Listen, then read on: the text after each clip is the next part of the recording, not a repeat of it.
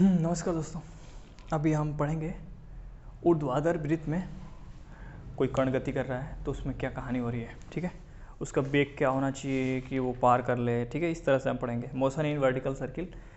तो अभी डायग्राम बनाते हैं, उसके बाद समझते हैं हर चीज़ को। ठीक है, तो कोई m द्रव्यमान का कोई कण है हमारा, ठीक है, और वो ऊर्ध्वाधर वृत्त में गति कर रहा है।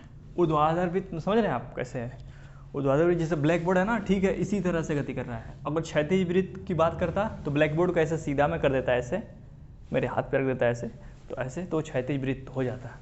ठीक है, तो इस तरह से इसकी डोरी की लंबाई क्या है, L है, और इसका जो द्रव्यमान है M है। ठीक है, और जो डोरी का भार है ना, ये नगण्य है। अब डोरी का भार नगण्य, वाह ऐसा क्या है? डोरी का भार अगर कुछ होता ना तो फिर उसमें आप कैलकुलेशन करते तो उसका सेंटर ऑफ मास देखते तो उसमें डोरी का भार का कुछ योगदान होता, क्या होता, तो उस हिसाब से आपको सोचना पड़ता। जो आगे हम रिजिड बॉडी पढ़ेंगे ना उसमें हमें इस तरह का मिलेगा। ठीक है, हमें धीरे धीरे उस हिसाब से मतलब हम चलते जाएंगे, सोच वैसी हमारी होती जाएगी, और क्वेश्चन को देखने के बाद स्कैन करने के बाद हमको आइडिया हो जाएगा कि हमें क्या करना है। तो हमें बस यहाँ पे सिंपल है कि ऐसे ऊर्ध्वाधर वृत्त में गति हो रही है, तो कुछ हमें नहीं करना है। हमें देख रहे हैं यहाँ पे कि mg है एक, वो mg नीचे काम करेगा, बस ध्यान दीजिए। एक और बात बता दूं कि जो तनाव है ना वो लगातार चेंज होता रहेगा ऊर्ध्वाधर वृत्त में करेंगे तो। अभिकेंद्र बल तो मिलेगा, अभिकेंद्र बल, ठीक है, तो वो तनाव से मिलेगा। मतलब केंद्र वृत्त में घूमने के लिए अगर केंद्र की तरफ बल मिलेगा तो वृत्त में घूमेगा, नहीं तो वृत्त में नहीं घूमेगा। ठीक है, तो वो तनाव से मिलेगा। तो mg नीचे काम करेगा आपका, तनाव ये मान लेते हैं कि इधर t काम करेगा। ठीक है, उसके बाद जब यहाँ से ये गया ना तो यहाँ पे जो जब था ये, तो मान लेते कि इसकी चाल थी v। ठीक है, mg के दो कंपोनेंट कर देते हैं, mg के दो कंपोनेंट कर देते हैं ऐसे, एक इधर साइड में और एक इस साइड में। ये थीटा है तो ये भी थीटा होगा, है ना, ये समझ जाइए एक बार, उसके बाद कैलकुलेशन धड़ाले से करेंगे हम लोग। तो ये हो जाएगा mg cos थीटा, ये हो जाएगा mg sin थीटा। ठीक है, बस अब हम देखते हैं कि केंद्र की तरफ, अब यहाँ पे सबसे इस टॉपिक पे सबसे मेन पॉइंट यही है कि अभिकेंद्र बल इसका निरंतर बदलता रहेगा, लेकिन केंद्र की तरफ अगर सफिशिएंट बल मिलता रहे तो वृत्त में वो घूमेगा। तो अब यहाँ पे इस पॉइंट पे है तो अभिकेंद्र बल है कुछ केंद्र की तरफ। ठीक है, वो कितना है, t minus mg cos theta है। वो कितना है, t minus mg cos theta है। ठीक है, अभिकेंद्र बल इतना है। अभी यहाँ पे जाएगा तो वो t माइनस, अब चूंकि अब जानते हैं कि जब ऊपर जाएगा तो ये एंगल भी चेंज होता रहेगा, एंगल भी चेंज होता रहेगा, उस हिसाब से mg cos थीटा मतलब जो mg का कंपोनेंट है वो भी चेंज होता रहेगा। तो मतलब अभिकेंद्र बल बदलता रहेगा।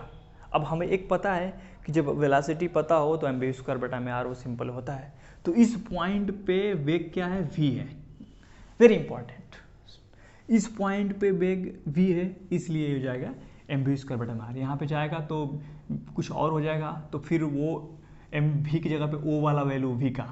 ठीक, तो यहाँ पे mv स्क्वायर बटा में आप रख देते हैं, mv स्क्वायर बटा में r बोले तो l क्या है, l है। तो ये समीकरण नंबर क्या बन गया हमारा, समीकरण नंबर 1 बन गया। टॉपिक से हमें ये मिलेगा कि बाद में अगर इस तरह के क्वेश्चन आएंगे, बहुत सारे आते हैं, बहुत ही फेमस है, तो ऐसे आपको इसमें टेंशन पूछेगा कि क्या स्टोरी में तनाव क्या होगा, इसकी वेलोसिटी यहाँ पे इस पॉइंट पे कितनी होगी, तो ये क्या होगा, वेलोसिटी से रिलेटेड और टेंशन से रिलेटेड क्वेश्चन पूछेगा आपको। तो अभी इसको थोड़ा सा टी इसमें निकाल लेते हैं। तो टी बराबर यह हो जाएगा आपका mv स्क्वायर बटा में l, और इधर जाएगा तो प्लस हो जाएगा ना, plus mg cos theta, mg cos theta. ठीक है, अब इस चीज़ पे आप विचार कीजिए कि टेंशन क्या है, इसका चेंज हो रहा है। जैसे जैसे cos थीटा ये मतलब ये कास का वैल्यू चेंज हो रहा है, थीटा का वैल्यू चेंज हो रहा है, तो उस हिसाब से इधर चेंज हो रहा है, और वी भी क्या हो रहा है, साथ साथ चेंज हो रहा है। ठीक, अगर मैथमेटिकल फॉर्म में देख लीजिए, कास का जो वैल्यू है ना, 0 से लेके पाई तक क्या होगा, घटता जाएगा, यानी मतलब घटता जाएगा, यानी तनाव भी क्या होता जाएगा, कम होता जाएगा, और ऊपर बिंदु पे ये 180 हो जाएगा, पाई हो जाएगा, है ना। अब पाई हो जाएगा तो इसका मान माइनस आ जाएगा, -1 आ जाएगा, ठीक है, इसका मान -1 हो जाएगा। तो इसके उच्चतम बिंदु पे विचार करते हैं, ठीक है, उच्चतम बिंदु पे विचार करेंगे, तो उच्चतम बिंदु पे, ठीक है, अब मैं अभी इसको बोल दे रहा हूँ कि ऊपर वाला A है, नीचे वाला B मान लीजिए, और साइड वाला इसको C मान लीजिए, C फॉर सेंटर, ठीक है। तो जब ऊपर बिंदु पे जाएगा तो A के लिए A पर, अब समझ लीजिएगा, कहानी लिख लीजिएगा कि A पर जाएगा तो क्या होगा। तो A पर जाएगा तो आपका T बराबर क्या हो जाएगा, ये हो जाएगा M। अब V की जगह पे इसको VA मान लेते हैं कि वहाँ पे जो वेलोसिटी होगी ना इसकी, ये VA हो जाएगी बटा में L, और इसको है ना, उसके बाद प्लस यानी माइनस हो जाएगा, ये हो जाएगा mg। माइनस क्यों हो जाएगा, क्योंकि कास थीटा का मान रखेंगे, पाई ये पूरा रखेंगे ये वाला, तो ये माइनस हो जाएगा। अब ये तो ठीक है, ये आपका इक्वेशन मिल जाएगा। लेकिन अगर हम क्रिटिकल वेलोसिटी की बात करें कि वो कम से कम वेलोसिटी क्या होगी, कि जब ये जस्ट इसको पार कर लेगा, ठीक है, जस्ट पार कर लेगा, मतलब यहाँ पे जस्ट पार कर लेगा, तो उस स्थिति में क्या होगा कि तनाव 0 मान सकते हैं। उस स्थिति में तनाव 0 हो जाएगा, है ना, तनाव 0 हो जाएगा, तो फिर ये यहाँ से आके धीरे धीरे पार कर जाएगा। अगर मान लीजिए और यहाँ पे वेलोसिटी कम हो गई तो ये आके लुढ़क के ऐसे आ जाएगा, वो अभी डिस्कस करेंगे हम। फिलहाल यहाँ पे 0 हो जाएगा, तो जब तनाव 0 हो जाएगा, है ना, तो ये जस्ट पार करने के लिए JUST,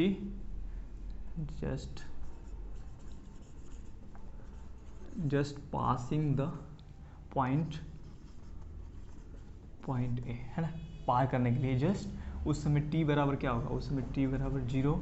तो जब t बराबर 0 हो जाएगा तो आपका उस समय जो होगा m, और इसको क्रिटिकल बोल देते हैं कि क्रिटिकल वेलोसिटी है, बटा में L, और ये जब 0 होगा तो बराबर mg हो जाएगा।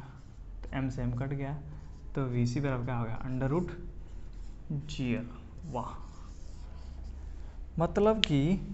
मतलब ये हो गया कि वो कम से कम क्या वेलोसिटी होगी यहाँ पे बिंदु A पे, कि उससे वो आराम से वृत्त बना दे। तो वो किस पे डिपेंड करेगा, वो गुरुत्वीय त्वरण पे डिपेंड करेगा और दूरी की लंबाई पे डिपेंड करेगा। तो √GL इसमें मतलब क्रिटिकल वेलोसिटी होनी चाहिए, तो इससे वो क्या कर लेगा, आसानी से पार कर लेगा। तो इस पॉइंट पे तनाव क्या था आपका, इस पॉइंट पे तनाव 0 ना हो गया, क्योंकि 0 हो जाएगा कोई बात नहीं, लेकिन फिर भी कुछ वेलोसिटी है, इस तरह से पार कर जाएगा। तो एक चीज़ हमने क्रिटिकल वेलोसिटी निकाल लिया, है ना, क्रांतिक वेग इसको बोलते हैं। और आगे आप और विचार करते हैं इस पर। तो अब हम ये जो क्रिटिकल वेलोसिटी को मतलब ये तो हो ही गया, अब हम ये निकालेंगे कि यहाँ पे जो मतलब यहाँ पे तो √GL होना चाहिए ताकि ये वृत्त बनाए, यहाँ पार कर ले। अब यहाँ पे बिंदु जो है ना P पॉइंट पे जो वेग v है, और v क्या होगा, ठीक, v क्या होगा ऐसे इस फॉर्म में, ताकि वो आसानी से पार कर ले किसी भी पॉइंट के लिए। तो उस स्थिति के लिए अभी हम एनर्जी कंजर्वेशन लॉ लगा देते हैं, ठीक है। मैं ये मिटा देता हूँ, और आपको ये चीज़ पता हो गया कि E को जस्ट पार करने के लिए टेंशन नहीं लेना, बहुत आसान चीज़ है। मैं ज़्यादा बोल रहा हूँ लेकिन बहुत आसान है। √GL होना चाहिए, मतलब VA बराबर ये हो जाने, VC बराबर ये G हो जाना चाहिए। ये जस्ट पार करने की स्थिति में है। आवाज़ को सुनते रहिए क्या मैं बोल रहा हूँ। अब क्या है कि यहाँ पे थोड़ा सा देखिए, यहाँ पे ऐसे बना दीजिए, ठीक है। और आपने देखा कि ये यहाँ से इतना ऊंचाई पे गया है, तो यहाँ पे इतना पे गया है, तो इसकी स्थितिज ऊर्जा, है ना, स्थितिज ऊर्जा में वृद्धि हुई है इस पॉइंट पे जाने के लिए, और इसकी गतिज ऊर्जा में क्या हुई है, कमी हुई है। तो इसका मतलब जितना इसकी गतिज ऊर्जा कम हुई है ना, उतनी स्थितिज ऊर्जा क्या है, बड़ी है। ऊर्जा संरक्षण से कैसे भी लगा सकते हैं, इस बिंदु पे स्थितिज ऊर्जा गतिज ऊर्जा बराबर इस बिंदु पे स्थितिज ऊर्जा गतिज ऊर्जा आप अपने हिसाब से लगा सकते हैं। तो मैं वही इसी में से वही वाला फॉर्म ये बोल रहा हूँ कि यहाँ पे जो गतिज ऊर्जा में कमी हुई, मतलब गतिज ऊर्जा में यहाँ आने के बाद जो कमी हुई है ना इस गतिज ऊर्जा में, वो स्थितिज ऊर्जा के रूप में संचित हुई है। तो मतलब मैं कुल मिला के ऐसे लिख सकता हूँ कि half m v square minus half m v c square, है ना, यही है ना, हाँ, बराबर b c under root g l पता है, अभी रख देंगे हम लोग। अब ये इतना ऊंचाई एम जी एच होता है ना, तो इसको आधार लाइन मानते हैं, base line m g h. तो ये हो जाएगा एम जी और एच कितना है, ये एल है और ये एल होता है तो ये कास हो जाएगा। तो ये हो जाएगा L plus L cos theta. बच्चों वाली बात, ये दूरी क्या होगी, ये एल है पूरा, त्रिज्या ही तो है, तो ये काश नहीं हो जाएगी। तो इसका मतलब यहाँ से लेके यहाँ तक क्या हो जाएगा, L plus L cos theta. ठीक है, ठीक है। इसमें से एम एम देख रहे हैं, सब में कॉमन है, हटा देते हैं, काम खत्म हो गया। और अब भी देखते हैं कि ये दो दो भी कर देंगे तो 2 से गुणा हो जाएगा। तो मतलब v बराबर क्या हो गया आपका, ठीक है, v बराबर हो गया आपका जी एल का मान ले लीजिए इसमें से जी एल, ये हो जाएगा 1 प्लस कॉस थीटा। और आप यहाँ पे देख रहे हैं कि ये जो अंडर ये जो है ना बी सी, ये अंडर रूट जी एल है, कुछ नहीं, ये अंडर रूट क्या है, जी एल है। तो ये इधर जाएगा तो प्लस हो जाएगा, तो ये हो जाएगा स्क्वायर है तो हट जाएगा, तो ये हो जाएगा जी एल। ठीक, तो यहाँ पे v बराबर आपका निकल जाएगा। समझते हैं कि यानी यहाँ पे वो जो v वेग है वो कितना वेग होना चाहिए इस पॉइंट पे कि ये गोला बना ले, पार कर ले। तो यहाँ पे जाएंगे, अरे यार यहाँ पे अंडर रूट जी एल होगा ना तभी ये पार कर पाएगा। तो यहाँ पे कितना होना चाहिए, ये होगा under root g l 3 + 2 cos theta. ये होगा, ये कैसे आया, कुछ नहीं हुआ, एनर्जी कंजर्वेशन लॉ लगा दिया, ऊर्जा संरक्षण का नियम लगा दिया कि यहाँ पे गतिज ऊर्जा ज़्यादा थी, अब ये गतिज ऊर्जा चल के ऊपर कम हो गई है। तो कितना कम हो गई है, वही जितना कम हुई है वो स्थितिज ऊर्जा के रूप में संचित है, वो बराबर कर दिए हैं। जब हम ऐसे सवाल लगाएंगे ना तो इसका ज़्यादातर यूज नहीं करेंगे आप, वहाँ पे आपने विवेक का इस्तेमाल करेंगे और उस हिसाब से आप क्या करेंगे कि उसको सॉल्व करेंगे एनर्जी कंजर्वेशन लॉ लगा के। नहीं तो उसमें थोड़ा सा ये घुमा देगा तो आप प्रॉब्लम में आ जाओगे, ठीक है, क्योंकि यहाँ पे जस्ट पार करने के लिए ही ये कहानी चल रही है, इस चीज़ को ध्यान में रखना होगा, ठीक है। अब यहाँ पे हमने निकाल दिया कि यहाँ पे इसका वेग होना चाहिए। अब तनाव में आ जाते हैं। अब तनाव में आते हैं तो तनाव में जैसे हमने ये पीछे से जस्ट किया था हमने, तो उसमें हमने क्या किया था, हमने ये किया, देख लीजिए यहाँ से, ये हो जाएगा T minus m g cos theta बराबर ये हो जाएगा एम बी स्क्वायर बटा में आर था, ये था ना। तो यहाँ से T बराबर में क्या मिल रहा था, यही मिल रहा था एम जी कॉस थीटा, और उसके बाद प्लस एम भी स्क्वायर बटा में आर। तो जो एम भी स्क्वायर बटा में आर बोले तो यल है, तो भी स्क्वायर का मान है ना ये वाला रख देंगे यहाँ पे। तो यहाँ पे इसको समीकरण नंबर 1 मान लीजिए जो पहले हुआ था, ठीक है। आप लोग समझते रहिए, बस दिमाग अपना बढ़ाते रहिए, बस बात यही है। तो यहाँ पे T हो जाएगा, तो T हो जाएगा, ये हो जाएगा एम जी कॉस थीटा, और ये हो जाएगा एम बटा में एल। वी स्क्वायर बोले तो ये पूरा रख देंगे कहानी। तो ये हो जाएगा, जब वी स्क्वायर करेंगे तो ये हट जाएगा, तो ये हो जाएगा जी एल, ये हो जाएगा 3 + 2 cos थीटा। तो एल से एल क्या हो जाएगा, कैंसिल हो जाएगा, और इसमें एम जी कामन हो जाएगा। एम जी जब कामन लेंगे तो यहाँ बच जाएगा cos थीटा, ठीक है, और प्लस ये एम जी कामन हो ही गया है, तो ये हो जाएगा 2 cos थीटा।